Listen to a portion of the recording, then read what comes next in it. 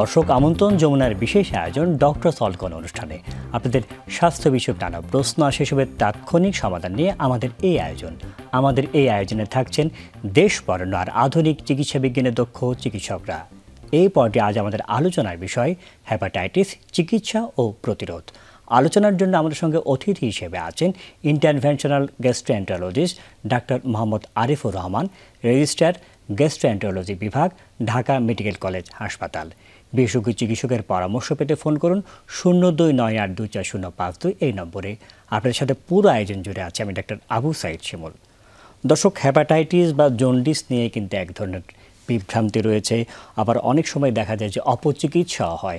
এটা নিয়ে অনেকের মনে বিভিন্ন ধরনের প্রশ্ন থেকে যায়, এটা কেন হয়, এটা চিকিৎসা নিয়েও দেখা যাচ্ছে যে বিভিন্ন ধরনের বিভ্রান্তি, এটার যে আমাদের বলছি ইনভেস্টিগেশন নিয়েও বিভিন্ন ধরনের বিভ্রান্তি থেকে যায়। সেই সব বিভ্রান্তি এবং চিকিৎসা পদ্ধতি নিয়ে কথা বলতে আমাদের সাথে রয়েছেন ডাক্তার মোহাম্মদ আরিফুর রহমান। আপনাকে স্বাগত আমাদের অনুষ্ঠানে।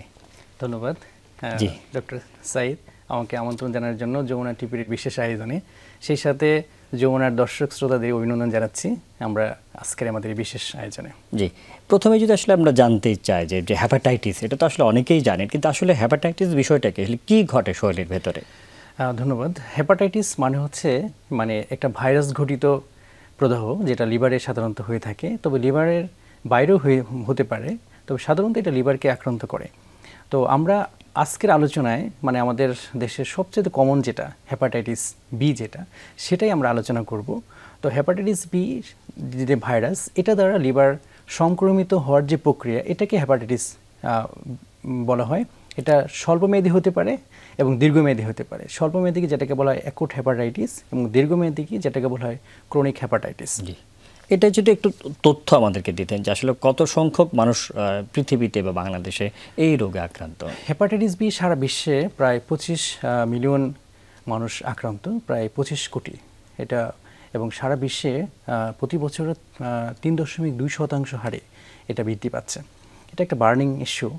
বাংলাদেশে এটা 5 থেকে 6% মানুষ আক্রান্ত। তাতে বাংলাদেশের প্রেক্ষাপটে তো অনেক বেশি। এই যে আমরা হেপাটাইটিসের কথা, বি এর কথা যেটা বলে, এটা আসলে ছড়ায় কিভাবে, মানুষের দেহে কিভাবে আসে? এটা খুবই সুন্দর প্রশ্ন করেছেন। এটা বিভিন্নভাবে ছড়াইতে পারে। প্রথমত এটা সাধারণত রক্ত সঞ্চালনের মাধ্যমে, অনিরাপদ রক্ত সঞ্চালনের মাধ্যমে ছড়াতে পারে, অথবা কোনো গর্ভবতী মা যদি আক্রান্ত থাকে সেখান থেকে বাচ্চার ছড়াতে পারে, অথবা ইন্ট্রাভেনাস ড্রাগ অ্যাবিউজার যারা হচ্ছে সুচ সিরিঞ্জ শেয়ার করে, একজনের ব্যবহৃত সুচ সিরিঞ্জ শেয়ার করে, তার মাধ্যমে ছড়াতে পারে, এবং অনিরাপদ যৌন মিলনের মাধ্যমে এটা ছড়াতে পারে। তারপর আরও কিছু কন্ডিশন আছে যেমন তার মাধ্যমে ছড়াতে পারে, যেমন হচ্ছে আমরা পার্লারে যেটা ইয়ার পিয়ার্সিং করা হয়, অথবা সেলুনে চুল কাটার ক্ষেত্রেও এটা ছড়াতে পারে।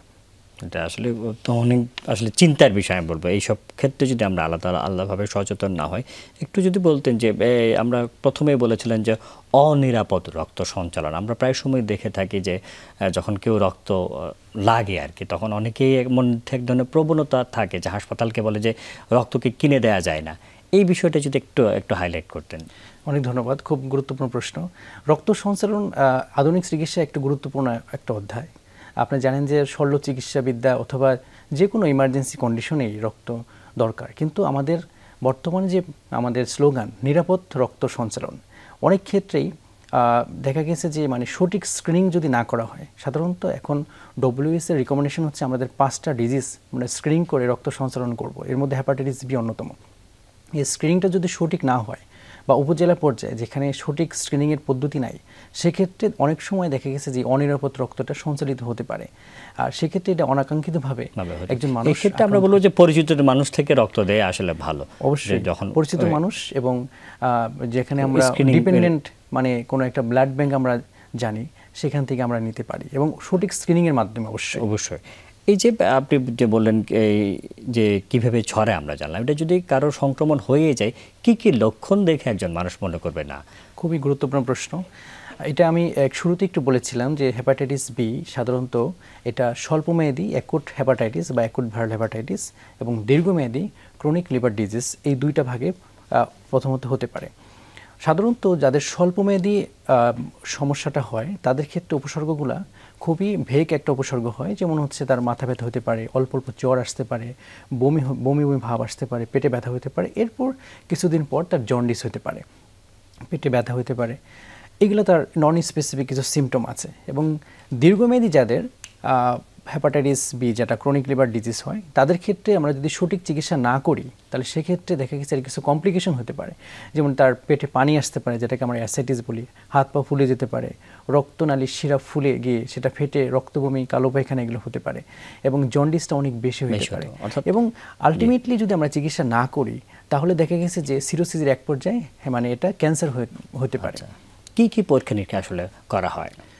হেপাটাইটিস বির জন্য আসলে খুব বেশি যে পরীক্ষা নিরীক্ষা লাগে বিষয়টা এরকম না। আমরা সাধারণত HbS-Ag এই পরীক্ষাটা প্রাথমিকভাবে করি, এরপর একটা HGPT পরীক্ষা করি, এবং এর সাথে আমরা ভাইরাসটা সংক্রমণ পর্যায়ে আছে কিনা সেটা দেখার জন্য আমরা HbS-E অ্যান্টিজেন এবং হেপাটাইটিস বি ভাইরাস DNA বা PCR এই টেস্টগুলো সাধারণত করা হয়। এই পরীক্ষাগুলি আসলে সব জায়গায় কি আসলে সহজলভ্য কিনা? না, এই পরীক্ষাগুলো এটাই একটা ড্রব্যাক মানে এই রোগের জন্য, মানে এই পরীক্ষাগুলো আসলে সব জায়গায় সহজলভ্য না। বিভাগীয় শহরগুলিতে কি আছে? বিভাগীয় শহরগুলোতেও নাই। এটা সাধারণত আমাদের মানে একদম সিটি, মানে আমাদের যে ঢাকার বাইরে আসলে এই পরীক্ষাগুলো খুবই কম হয়, মানে নাই বললেই চলে আসলে। এটা আমাদের রোগীর জন্য একটা বড় একটা ড্রব্যাক। এটা আমরা আহ্বান করব এই মাধ্যমে আমাদের যে কর্তৃপক্ষ আছে যে এই টেস্টগুলো অন্ততপক্ষে বিভাগীয় শহরগুলোতে যেন অ্যাভেলেবল হয়। আচ্ছা, কিছু হয়তো বিভাগীয় শহরে আছে কিন্তু সব বিভাগীয় শহরে নাই। এই যে আপনি একটা শব্দ উচ্চারণ করলেন, আমরা শুনলাম যে HbS-Ag, আমরা প্রায় সময় বিভিন্ন মানুষকে দেখি যে বিভিন্ন জায়গায় বিজ্ঞাপনও দেখি HbS-Ag পজিটিভের চিকিৎসা করা। আসলে HbS-Ag পজিটিভ এটার মানে কি? খুবই সুন্দর প্রশ্ন ডক্টর সাইদ। HbS-Ag পজিটিভ হঠাৎ করে আপনারা হয়তো জানেন যে একটা মানুষ যখন রক্ত দিতে যায়, অথবা হঠাৎ করে যখন সে বিদেশে যাবে, অথবা কোনো মা যদি গর্ভবতী হয় অ্যান্টিনেটাল চেকআপে এটা হঠাৎ করে ধরা পড়ে, তখনই তার মনে হয় যে তার আকাশ ভেঙে পড়লো তার মাথায়, যে এটা আসলে পজিটিভ মানে কি। এটা দর্শক শ্রোতাদের জ্ঞাতার্থে বলতে চাচ্ছে, HbS-Ag পজিটিভ মানেই যে তার সব কিছু শেষ হয়ে গেছে, বিষয়টা এরকম না। HbS-Ag পজিটিভ মানে হচ্ছে যে সে হয়তো এটা দ্বারা একসময় সংক্রমিত হয়েছে, কিন্তু এটা কি ভাইরাসটা কি তার অ্যাক্টিভ পর্যায়ে আছে নাকি এটা সুপ্ত অবস্থায় আছে, সেটা দেখার জন্য আমাদের কিছু পরীক্ষা নিরীক্ষা করা দরকার। সাধারণত HbS-Ag যদি 6 মাসের বেশি থাকে বডিতে, তাহলে এটা আমাকে বলি ক্রনিক হেপাটাইটিস বি বলা হয়। তো হেপাটাইটিস HbS-Ag পজিটিভ মানে যে তার সে সংক্রমিত বা সেটা বলা যায়। যেটা আমরা একটা প্রশ্ন করতে যে HbS আসলে কাদের তাহলে চিকিৎসা লাগে? HbS-Ag পজিটিভ হলে কি চিকিৎসা লাগে না? খুবই সুন্দর প্রশ্ন। আপনি হয়তো জানেন যে কিছুক্ষণ আগে যে আমরা এই পরীক্ষাগুলো বলেছিলাম, একটা মানুষ যখন HbS-Ag পজিটিভ নিয়ে আসে, আমরা সাধারণত দেখি যে ভাইরাসটা কোন পর্যায়ে আছে, ভাইরাসের স্ট্যাটাসটা দেখার চেষ্টা করি যে এটা কি সুপ্ত অবস্থায় আছে নাকি সে মানে সংক্রমিত বা সংক্রমণ পর্যায়ে আছে। যদি সে সুপ্ত অবস্থায় আছে, এই সুপ্ত অবস্থায় আছে এটা দেখার জন্য আমরা কয়েকটা পরীক্ষা যেটা করেছি, মানে HGPT, DNA বা HbS-E অ্যান্টিজেন, এই টেস্টগুলো দিয়ে আমরা দেখি যে ভাইরাসটা আসলে মানে অ্যাক্টিভ কিনা এবং এটা ইনফেকশিয়াস কিনা। যদি সেই অ্যাক্টিভ পর্যায়ে থাকে, ইনফেকশাস পর্যায়ে থাকে, কিছু স্পেসিফিক ক্রাইটেরিয়া আছে, সেই ক্রাইটেরিয়া যদি মানে ফুলফিল করে, তাহলে তাকে তার ট্রিটমেন্ট পর্যায়ে দেওয়া যায়। তবে আসল কথা হচ্ছে অধিকাংশ মানুষের এটা ট্রিটমেন্ট লাগে আসলে। তাহলে আপনার কথা থেকে আমরা যা বুঝলাম, এমন মানুষও আসলে আছে যার HbS-Ag পজিটিভ কিন্তু সে সারা জীবনই সুস্থভাবে জীবন কাটিয়ে দিতে পারবে। এক্স্যাক্টলি, মানে এটাই আমরা আজকে আমাদের এই মানে প্রোগ্রামের মেসেজ হতে পারে যে অনেকেরই একটা ভুল ধারণা থাকতে পারে। বিশেষ করে আমরা প্রায় দেখি যে বিদেশগামীদের ক্ষেত্রে অনেকেই দেখা যায় কি করবে, এদিক সেদিক বিদিক ছোটাছুটি করে, আমার তো HbS-Ag পজিটিভ হয়েছে, আমি তো বিদেশ যেতে পারবো না, আমাকে একটু বাঁচান। আসলে সকলের ক্ষেত্রে আসলে চিকিৎসার প্রয়োজন হয় না। আচ্ছা, আরেকটা বিষয় যেটা বলেন যে অনেকের ক্ষেত্রে আমরা যেটা বিজ্ঞাপনও দেখি যে নেগেটিভ করা, HbS-Ag কি নিজেও নেগেটিভ হয়ে যেতে পারে কিনা? এটা খুবই গুরুত্বপূর্ণ প্রশ্ন। দেখেন, এটা আমাকে যদি একটু মানে বিস্তারিত আলাপ করি, এটা আমরা আগেই বলেছিলাম যে দুইটা পর্যায়ে সংক্রমণ হতে পারে, এটা অ্যাকুট পর্যায়ে এবং ক্রনিক পর্যায়ে, মানে স্বল্পমেয়াদী এবং দীর্ঘমেয়াদী। স্বল্পমেয়াদী আপনারা হয়তো জানেন যে স্বল্পমেয়াদী পর্যায়ে যে আক্রমণটা হয় বা একটা মানুষের যখন আক্রান্ত হয়, সেক্ষেত্রে দেখা গেছে যে শতকরা 90 থেকে 95% এটা সম্পূর্ণ ক্লিয়ার হয়ে যায় তার বডির নিজস্ব ইমিউনিটির মাধ্যমে। শুধুমাত্র 5 থেকে 10% মানুষের ক্ষেত্রে এটা দীর্ঘমেয়াদী লিভার ডিজিজ করতে পারে, আর 90 থেকে 95% এটা একদম ক্লিয়ার হয়ে যায়। আর দীর্ঘমেয়াদীর ক্ষেত্রে বলা হয়ে থাকে যাদের 6 মাস বেশি পারসিস্ট করে, তাদের ক্ষেত্রে এটা স্পন্টেনিয়াসলি নেগেটিভ হওয়ার সম্ভাবনা খুবই কম, যেটা বছরে সাধারণত 1 থেকে 2% হতে পারে উইথ প্রপার ট্রিটমেন্ট।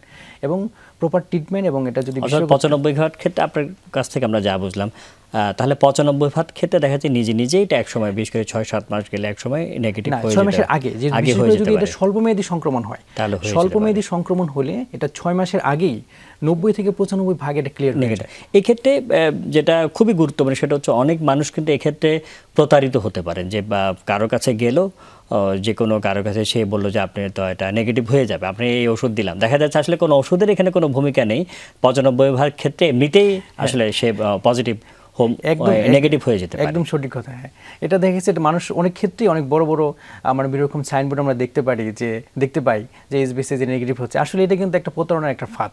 তো আমরা দর্শক শ্রোতাদের মানে আহ্বান করব এই ধরনের প্রতারণার ফাঁদে না পা দেওয়ার জন্য। জি, আরেকটা বিষয় আপনি খুব গুরুত্বপূর্ণ আপনি উল্লেখ করেছেন যে মা যদি আসলে পজিটিভ হয় সেক্ষেত্রে আসলে কি করণীয়, বা শিশুর যে জন্ম নিবে তার কোনো ক্ষতি হতে পারে কিনা? খুবই গুরুত্বপূর্ণ প্রশ্ন।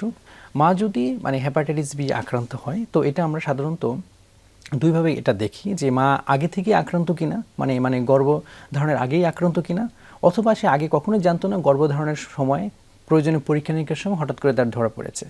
যদি সে আগে থেকেই জানতো, তাহলে সেক্ষেত্রে আমরা দেখব যে সে ওই যে প্রথম যে আমরা পরীক্ষাগুলোর কথা বলেছিলাম, সেই পরীক্ষাগুলো করে দেখব যে সে এখন ট্রিটমেন্টের পর্যায়ে আছে কিনা, মানে তার চিকিৎসা লাগবে কিনা। যদি চিকিৎসা না লাগে তাহলে শুধুমাত্র তাকে ফলো আপ করবো আমরা। আরেকটা বিষয় হচ্ছে গর্ভাবস্থায় যেটা সবচেয়ে গুরুত্বপূর্ণ, যে আগে তার পজিটিভ ছিল না, হঠাৎ করে ধরা পড়েছে, তাদের ক্ষেত্রে হচ্ছে আমরা যখনই ধরা পড়বে তখনই আমরা প্রাইমারিভাবে সমস্ত পরীক্ষা নিরীক্ষা করব। যদি সে চিকিৎসার উপযুক্ত হয় চিকিৎসা দিব, যদি চিকিৎসার উপযুক্ত না হয় তাহলে তার 24 থেকে 28 সপ্তাহ মানে প্রেগনেন্সির সময় আবার একটা ডিএনএ টেস্ট করব। যে ডিএনএর একটা পার্টিকুলার একটা ক্রাইটেরিয়া আছে, 2 লাখের উপরে যদি হয় তাহলে আমরা চিকিৎসা শুরু করব।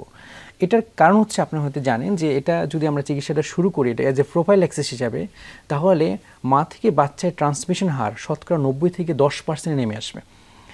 এটা আমরা করতে পারি। আরেকটা করতে পারি যে মা যখন এগুলা কোনো ক্রাইটেরিয়া ফিল করে না, মানে ফিল আপ করে না, তখন কোনো ট্রিটমেন্টই লাগবে না, শুধু ফলো আপ করলেই হবে।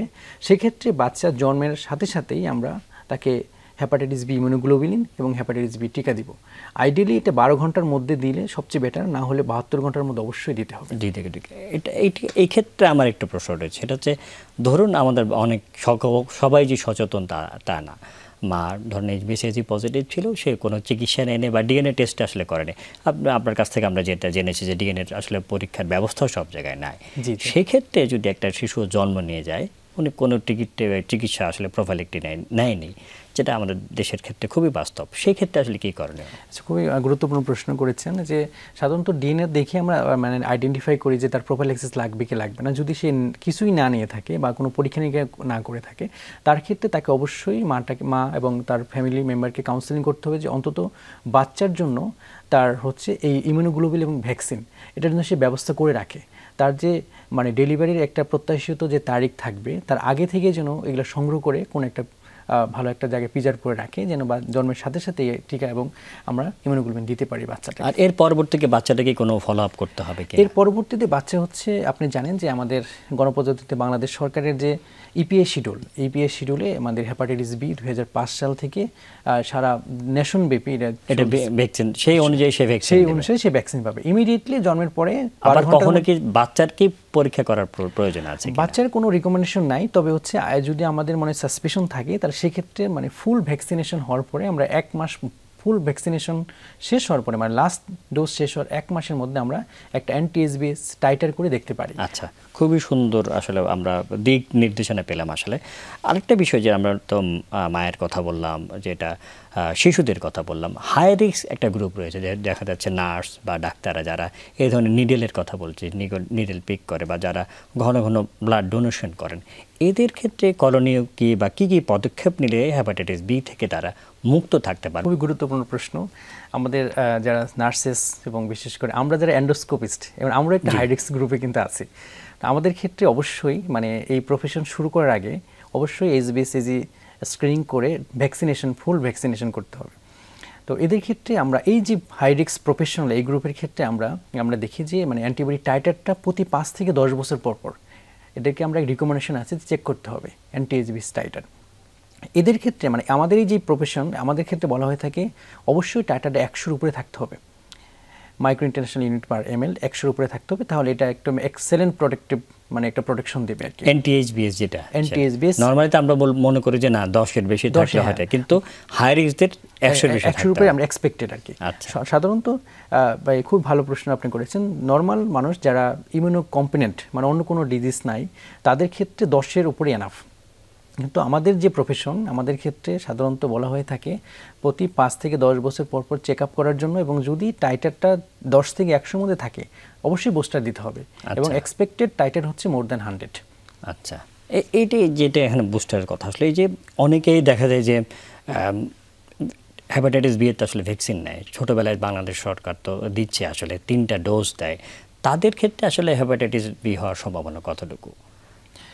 স্যার, যারা হচ্ছে যে মানে ভ্যাকসিন এখন নিচ্ছেন তাদের হেপাটাইটিস বি হওয়ার সম্ভাবনা মানে খুবই কম। বলা হয়ে থাকে যে ভ্যাকসিনটা প্রায় 95% কার্যকরী, ইফেক্টিভ, এবং হচ্ছে কোনো কোনো ক্ষেত্রে আমাদের রিসার্চে দেখা গেছে যে এটা প্রায় 85 থেকে 95, এবং ক্ষেত্র বিশেষে যেটা 100% ইফেক্টিভ। আচ্ছা, এদের ক্ষেত্রে যারা ছোট শিশুরা দিচ্ছে তাদের ক্ষেত্রে আসলে তাদের ভ্যাকসিনটা কার্যকর হয়েছে কিনা, এটা কি কতদিন পর পর দেখবে বা দেখার প্রয়োজন আছে কিনা? স্যার, এটা হচ্ছে আমাদের মানে যে রিকমেন্ডেশন হচ্ছে যে আমাদের যদি সে অন্য কোনো ডিজিজে আক্রান্ত না থাকে, মানে সুস্থ স্বাভাবিক মানুষ থাকে, সেক্ষেত্রে তার মানে অ্যান্টিবডি টাইটার দেখার কোনো রিকমেন্ডেশন নাই। তারপরে সে যদি চায় তাহলে ওই যেটা আমি বলেছিলাম যে ফুল ভ্যাকসিনেশন ডোজ কমপ্লিট করার 1 মাসের পর সে টাইটার দেখতে পারে। এবং আপনারা হয়তো একটা জেনে খুশি হবেন যে স্যার আমাদের যে বাংলাদেশের যে ডাটা সেটা হচ্ছে যে আমাদের 2005 সাল থেকে যে আমরা ইপিআই শিডিউল অ্যাড করেছি, এই এখন 2025, তো বাচ্চাদের ক্ষেত্রে দেখে যে সংক্রমণ হার মাত্র less than 1%। আচ্ছা, আমাদেরকেও যখন মা বাবারা যখন আসে যে না আমরা বুস্টার দিব, অনেক জায়গায় কিন্তু আমরা দেখা যায় বিভ্রান্ত হয় তারা, যে বিভিন্ন জায়গায় ক্লিনিকে বা কোনো জায়গায় গেলে বুস্টার প্রয়োজন আছে, তখন আমরা যখন টাইটার করতে যাই মানে প্রায় সময় কিন্তু আমরা দেখি যে এটা টাইটার ভালো আছে আসলে। এদের ক্ষেত্রে যদি একটু আমাদের দর্শকদের একটু ক্লিয়ার হওয়ার জন্য, তাদের ক্ষেত্রে কি 10-এর উপরে থাকলে যথেষ্ট? খুবই গুরুত্বপূর্ণ প্রশ্ন ডক্টর সাইদ। সেটা হচ্ছে যে আমাদের যদি টাইটার 10-এর নিচে থাকে তাহলে আমরা তাদেরকে নন রিসপন্ডার বলি, vaccine non responder, declared as a vaccine non responder, তাদের ক্ষেত্রে ফুল 3টা ডোজই দিতে হবে। আচ্ছা, আর যদি 10-এর উপরে থাকে, ইন জেনারেল পাবলিক যাদের কোনো ক্রনিক হাই রিস্ক গ্রুপে নাই এবং দীর্ঘমেয়াদী কোনো রোগ নাই, তাদের ক্ষেত্রে এটা প্রোটেক্টিভ। আর যারা হাই রিস্ক প্রফেশনে আছে তাদের ক্ষেত্রে আমাদের এক্সপেক্টেড হচ্ছে মোর দ্যান 100-এর উপরে থাকতে হবে। তাহলে সাধারণ মানুষের ক্ষেত্রে বুস্টার ডোজ দেওয়ার যে একটা বিষয়টা বা এটা প্রচলিত আছে, কিন্তু সেটা আসলে কোনো প্রয়োজন নেই। বিশেষ করে 2005 সালের পর থেকে যেসব শিশু জন্ম নিয়েছে এবং টিকা কেন্দ্রে গিয়েছে, অনেকে তো হেপাটাইটিস এটা বোঝে না, যেহেতু পেন্টাভ্যালেন্ট একসাথে 5টা দেয়, তাদের যদি টিকা দেওয়া হয়ে থাকে 1.5 মাসে, 2.5 মাসে, 3.5 মাসে যদি তার টিকা কেন্দ্রে নিয়ে গিয়ে থাকে, তাহলে বোঝা যাবে যে সে হেপাটাইটিস বি আসলে ভ্যাকসিন দিয়েছে। একটু যদি আমরা আলাপ করতাম, অনুষ্ঠানে প্রায় খুব বেশিক্ষণ সময় নেই, আমাদের প্রতিরোধের বিষয়টা একটা বিষয় জুড়ে যে 2030 সালের মধ্যে এটা এলিমিনেট করার যে একটা পদক্ষেপ বা পরিকল্পনা, তাতে বাংলাদেশের অবস্থান আসলে কোথায়? খুবই গুরুত্বপূর্ণ প্রশ্ন। মানে WHO ওয়ার্ল্ড হেলথ অর্গানাইজেশনের একটা মানে অবজেক্টিভ হচ্ছে 2030 সাল মধ্যে মানে সারা বিশ্বের মধ্যে হেপাটাইটিস বিটাকে সম্পূর্ণ নির্মূল করা। তো সেক্ষেত্রে আমরা এবং হেপাটাইটিস বি এবং এর সাথে অন্যান্য যে হেপাটাইটিস আছে সেগুলোর সংক্রমণ কমিয়ে ফেলা। আপনি জেনে খুশি হবেন যে আমাদের হেপাটাইটিস সি যেটা, তার জন্য যে মেডিসিনগুলো আমাদের ন্যাশনাল গ্যাস্ট্রোলিভার থেকে বিনামূল্যে প্রদান করা হচ্ছে, এটা সংক্রমণ মানে এটা ডিজিজটাকে কিউর করার জন্য। আর আমাদের দেশে দেখা গেছে যে আপনি কিছুক্ষণ আগে যে আমি ডাটাটা দিলাম যে ভ্যাকসিনেশনের ফলে আমাদের শিশুদের মধ্যে সংক্রমণ হার 1% নিচে চলে আসছে। তো আমরা আশা করতেছি যে যারা অলরেডি আক্রান্ত হয়ে গেছে তাদের তো আমরা আসলে আক্রান্ত থেকে সেটা তো আর নির্মূল করতে পারবো না, তাদের অবজেক্টিভ হচ্ছে তাদের জন্য মানে মরবিডিটি বা এই ডিজিজ স্পেসিফিক যে কমপ্লিকেশন সেগুলোর জন্য তার না হয়, সে বিষয়গুলো আমরা তাদের নজর দিব। আর যারা আমাদের নতুন প্রজন্ম হচ্ছে তাদের মধ্যে যেন আক্রান্ত না হয়, সেক্ষেত্রে আমরা বলবো যে WHO যে অবজেক্টিভ, এটার সাথে আমাদের গণপ্রজাতন্ত্রী বাংলাদেশ সরকার অনেকটাই আগে এগিয়ে গিয়েছেন ভ্যাকসিনেশনের ক্ষেত্রে, যে প্রমাণ হচ্ছে যে আমাদের শিশুদের মধ্যে সংক্রমণ হার 1%-এর নিচে। আর অ্যাডাল্টের মধ্যে আসলে সংক্রমণের হার কেমন? অ্যাডাল্টের মধ্যে হচ্ছে যাদের বলা হয়েছে কি যদি সেটা মানে কেউ যদি 5 থেকে 10 বছরের মধ্যে এটা অ্যাকুইজিশন হয়, তাদের ক্ষেত্রে এটা ক্রনিকসিটি হওয়ার সম্ভাবনা থাকে 30 থেকে 50%। আমরা অনুষ্ঠান একদম শেষ পর্যায়ে চলে হয়তো 30 সেকেন্ড পাবো, খুব সংক্ষেপে আমরা কিছু আলাপ করেছি আসলে প্রতিরোধের উপায়কে মোটা দাগে যদি আমরা বলি।